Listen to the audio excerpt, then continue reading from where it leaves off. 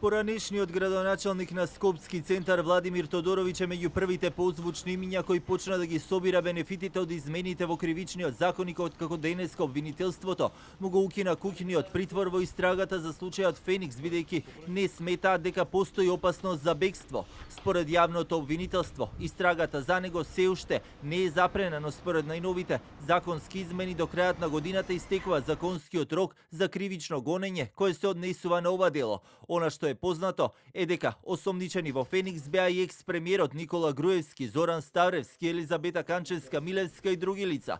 Во меѓувреме пак и денеска уште едно рочиште за случајот Титаник, во кој беа сослушани сведоци кои ги потврдија веќе дадените искази. Ова е случај кој се однесува на изборни нерегуларности, а прво обвинет е екс-премиерот Никола Груевски. Ова дело злосторничко здржување е дело кој со новите измени во кривичниот законник застарува, односно го фаќа новата горна граница на санкција до максимум 3 години, со што делото застарува и за Груевски и за Божиновски.